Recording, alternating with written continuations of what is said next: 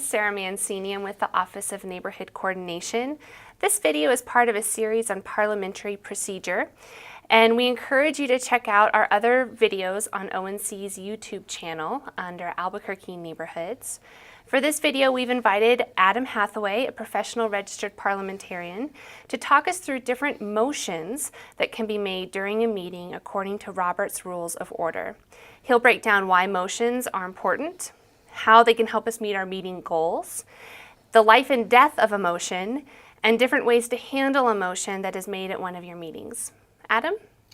Sarah, thank you so much for inviting me to participate in this series.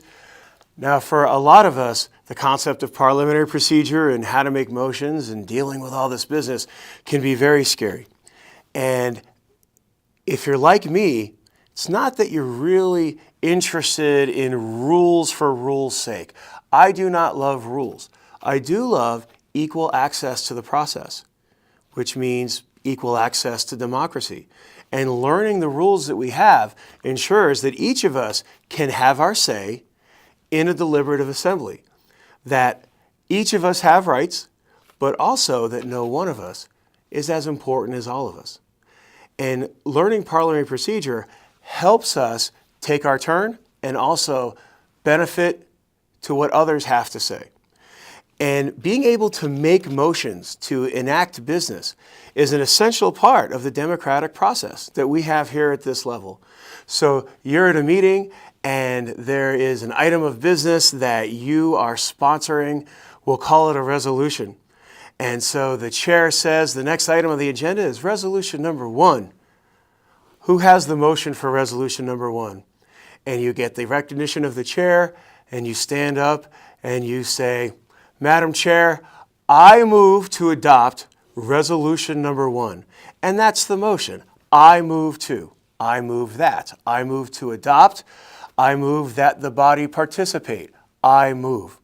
And so it certainly reminds you of the action that you're taking. If there's any action that you would like to take on behalf of the organization, it's going to start with a motion and you moving that motion.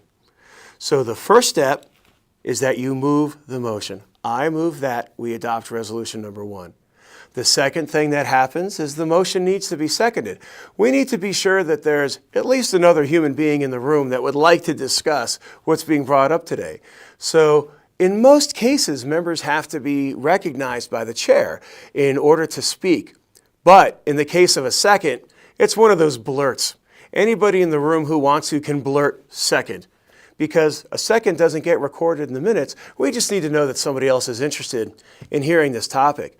And remember, seconding a motion doesn't necessarily mean that you agree to it. It means that you think that it should be heard and is worthy of discussion. That's step number 2. Step number 3 is a very, very important step. A lot of things hinge on step number 3.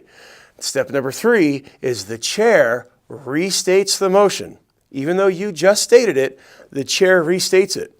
Some of you may have been in a meeting where you weren't sure what it was that you just voted on or what it was that you're discussing right now, which is why it's so important for the chair to state the motion. When the chair states the motion, it officially becomes the property of the body.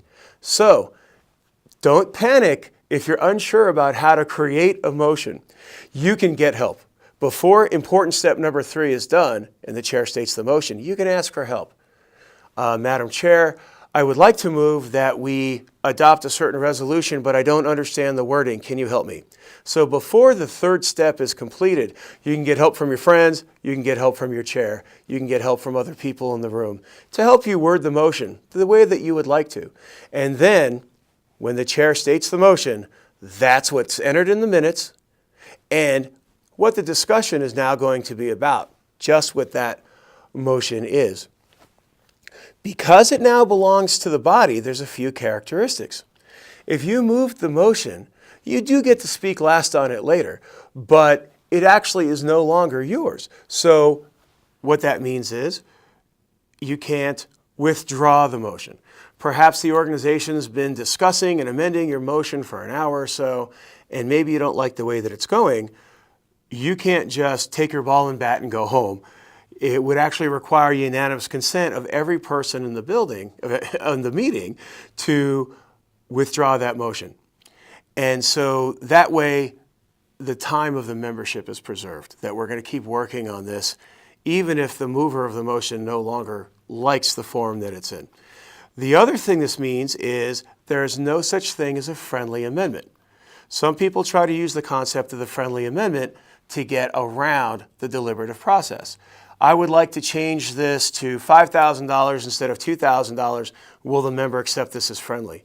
That's not in order because it bypasses the body's right to amend their own legislation. So once those first 3 steps are completed and the chair states the motion, it is now open for discussion. You can speak in favor of the motion, you can speak against the motion, and there are some other motions that you can make that will help you surgically enhance this bit of business that you have before you.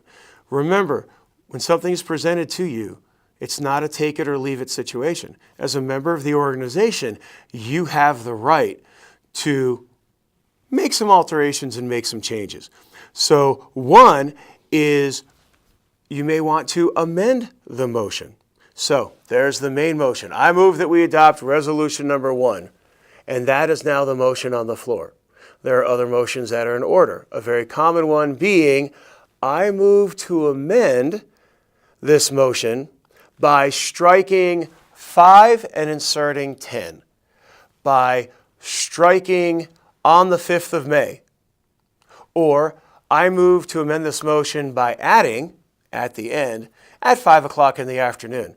Whatever it is, you can amend this piece of business to better enhance where you're trying to go or what you would like this motion to accomplish.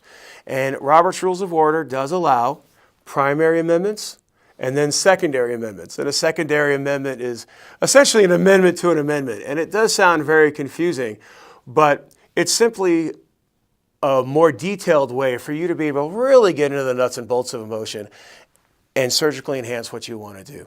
So whatever the immediately pending question is what you have to deal with. So if there's a secondary amendment, you deal with that, and that brings you to the primary amendment, and you deal with that, and that takes you back to the main motion. So remember, with amending, you don't have to take it or leave it. You can make a better document. You move it, it gets seconded, it gets stated by the chair, and then the membership debates over that amendment to the main motion. One thing that you can also do is maybe you think that there needs to be a little more homework done on this motion, and you decide that maybe it should go to a committee. You have the ability, while this motion is on the floor, to move that it be sent to a committee. I move that this be referred to the Budget Committee. Or you can even refer it to a committee that doesn't exist yet. You can make a special committee with a motion. I move to send this resolution to a committee to be created consisting of 5 people that will be appointed by the chair and report back at the next meeting. If that motion is seconded, there's discussion, and then if it's approved, then you've just created a committee and you've also just sent that business to the committee. And by doing so, you're done for right now because it's now the committee's task to deal with this project. You may, while your main motion is pending, decide that more time is needed for consideration. Maybe we need to get together and talk about it, but you don't really want to create a committee. You just don't want to deal with it at this meeting. You want to deal with it at the next meeting. So that would be a motion to postpone. I move to postpone this motion to the next meeting. I move to postpone this motion till 2 o'clock this afternoon. Seconded. And if that motion passes, then it gets moved to either the next meeting or later in the day, whatever the motion is. And again, you're done with it for now, and you can move to the next item of business. Remember that if you meet monthly, you can't postpone to future months in advance. You can postpone to the next meeting. So if it's the January meeting, you can move to postpone it to the February meeting, but not to the July meeting. Although at each meeting you can continue to postpone it if you want to, but eventually you'll need to deal with the work. Now, a lot of people misuse the term table. They say that I want to table this to the next meeting. Well, under Robert's Rules of Order, that's not the way to do it. If you want something moved to the next meeting, you move to postpone it. A table, to move to table something, is simply a very temporary putting to the side of the motion. Another motion that comes up that you want to deal with, or somebody wants to come and speak to you, but you're in the middle of this motion, so you want to temporarily set it aside. And to do so, you would simply say, if you're recognized by the chair, I move to table this motion. And if that motion passes, then it is placed on the table. It is no longer the immediately pending question, and we can have other motions that we deal with if we want to, or other activities. And then when we're ready to deal with this motion again, I move to withdraw the motion from the table. And then it comes back to you in the same form in which you gave it. So these are some introductory steps to help you get your feet wet and learn how to deal with some of these motions. And rather than the motions being something scary and intimidating, they should be empowering. These should be considered to be more tools in your toolbox, that you can make the motions before you reflect what you want to do. If you want the organization to go into a particular direction, bring business before it that will move it positively in that direction.